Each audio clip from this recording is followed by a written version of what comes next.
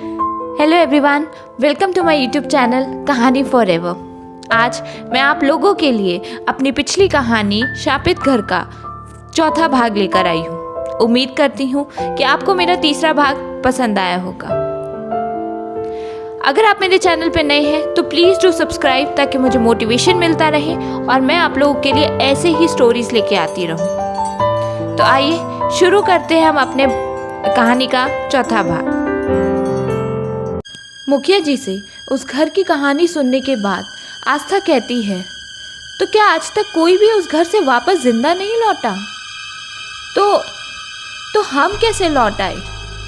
वो आत्मा हमारे इतने पास तक आ गई थी, फिर हमें क्यों छोड़ दिया? कुछ किया क्यों नहीं? मुखिया जी ने जवाब में कहा कि इस सूत्र की वजह से जो नेहा ने अपने हाथों में बांध रखा है। आस्था और नेहा दोनों चौंक कर हाथ में बंधा रक्षा सूत्र की तरफ देखती हैं। ये धागे की वजह से? आस्था कहती है। ये तुम्हें एक धागा दिख रहा है? तुम आजकल के बच्चों की यही तो बात है, ये सब चीज तुम्हें अंधविश्वास लगती है। खैर, उस घर में जो कुछ भी तुम दोनों ने देखा और महसूस किया वो तो तुम्हें अंधविश्वास नहीं लग रहा ना? उस पर तो विश्वास करोगे? अरे बड़े नाना जी, आप गुस्सा मत होएं। आस्था का वो मतलब नहीं था, वो तो ऐसे ही कुछ भी बोलती रहती है। आप हमें ये बताएं कि क्या सच में वहां से कोई जिंदा नहीं लौटा? लौटे ना, 2 इंसान जो वहां से जिंदा लौट कर आए थे। कौन थे वो? आस्था ने पूछा। मेरे परदादा जी, जो वहाँ मुनीम का काम करते थे। ज़मींदार का सारा हिसाब किताब वही देखते थे। बहुत खास भी थे वो ज़मींदार के, पर घर वालों की सुरक्षा के चलते वो विक्रम के आगे झुके रहे। अगर वो बगावत करते तो उनके साथ साथ हमारे पूरे खानदान का नामो निशान मिटा देता वो विक्रम। विक्रम के मरने के बाद पता चला कि ज़मींदार की एक और वसीयत थी जिसमें लिखा था कि अगर किसी भी कारण से ईशा और विक्रम की वक्त से पहले मौत हो जाती है तो इस गांव की जिम्मेदारी मेरे परदादा की हो जाएगी। वो गांव के मुखिया होंगे और ऐसे ही उन 40 गाँव के लिए भी एक एक मुखिया जो उनका भरोसेमंद था तय करके रखा था। लोगों ने ज़मींदार के फैसले का मान रखा और मेरे परदादा को गांव का मुखिया बना दिया। लेकिन जब गांव के लोग एक एक करके मरने लगे तो परदादा जी एक तांत्रिक और उसके चेलों को लेकर उस घर में गए थे। पर तब उन्हें पता नहीं था कि ईशा इतनी बुरी आत्मा बन चुकी है। उस घर पर जाने के बाद ईशा की आत्मा ने तांत्रिक के कुछ चेलों को मार डाला और तांत्रिक का भी जोर नहीं चल रहा था और वो मेरे परदादा और तांत्रिक को मारने के लिए आगे बढ़ी। तभी मेरे दादाजी के हाथ में बंधा रक्षा सूत्र देख वो आत्मा डरने लगी। तब परदादा जी को याद आया कि ये सूत्र तो ईशा ने ही उनको बांधा था जब वो जिंदा थी।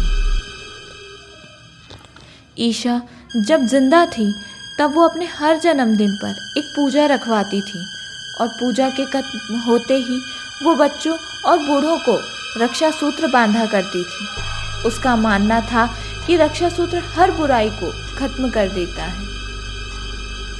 अपने आखिरी जन्मदिन पर उसने हर बार की तरह सबको सूत्र बांधा था, पर घर के हालातों के चलते खुद न बांध सकी, इसलिए अपने आप को वो बुराई से ना बचा पाई। खैर, ये सब बातें जब मेरे परदादा जी को याद आई तब उन्हें ये एहसास हुआ कि ये सूत्र ही ईशा की आत्मा की कमज़ोरी है। वो अब एक अच्छी इंसान से बुरी आत्मा बन गई है, इसीलिए आज उसकी सोच उसी पर भारी पड़ गई है। ये भापने के बाद उस तांत्रिक ने परदादा जी से कहा कि हमें ईशा की आत्मा को इन्हीं सूत्रों के ज़रिए इस घर पर ही बांध कर रखना होगा ताकि वो बाहर ना निकल सके और किसी को नुकसान ना पहुंचा सके। फिर सबने मिलकर उस घर के चारों तरफ उस सूत्र को बांधा और आत्मा को वहीं कैद कर दिया। अब वो बाहर नहीं आ सकती, ना ही उसकी आवाज़ या कोई शक्ति बाहर आ सकती है। पर जो कोई उस घर पर जाएगा वो ज़रूर उसे खत्म कर सकती है। फिर तुम दोनों घर में गई और बच के सिर्फ इसीलिए आ पाई क्योंकि नेहा के हाथ में वो सूत्र बंधा था। मुखिया जी की ये बात सुनते ही नेहा अपनी नानी को याद करती है और उन्हें धन्यवाद देती है क्योंकि ये सूत्र उन्हीं ने उसके हाथ में बांधा था। शायद नेहा की नानी को ये डर था कि नेहा ज़रूर उत्सुकता के चलते उस घर में जाएगी, इसीलिए वो ये सूत्र उसके हाथ में हमेशा से बांधती रही। फिर और भी कई जानकारियाँ इकट्ठा करके आस्था और नेहा घर लौटती हैं और सोचने लगती हैं कि क्या किया जाए। उस घर पर तो उन्हें वापस जाना ही था, कैसे जाएं और कैसे वापस आएं। नेहा ये याद करने लगती है कि उसने अपना फ़ोन कहाँ गिराया होगा, ताकि सिर्फ वहीं जाकर वो अपना फ़ोन उठाकर जल्दी वापस लौट आए। तभी बहुत ध्यान से सोचने के बाद उसे याद आता है कि जब उनका ध्यान दूसरा दरवाज़ा खोलने में लगा था, तब पीछे से जब किसी के हंसी की आवाज़ आई थी, तब डर के कारण उसके हाथ से फ़ोन वहीं गिर गया था। इतना याद आते ही नेहा तुरंत उठ खड़ी होती है और आस्था को चलने को कहती है। आस्था भी साथ में जाती है। इस बार दोनों के मन में डर तो था, पर उस सूत्र पर विश्वास भी था, इसीलिए ज़्यादा डरे बिना वो आगे बढ़ती हैं। इस बार वो घर के पिछले वाले दरवाजे से जाती हैं क्योंकि फ़ोन उसी तरफ गिरा था। नेहा आस्था से कहती है कि वो बाहर ही रुके, ताकि अगर अंदर कुछ गड़बड़ हो जाए तो आस्था बाहर से कुछ मदद कर सके। फिर नेहा अंदर की तरफ जाती है और अपना फ़ोन ढूंढती है।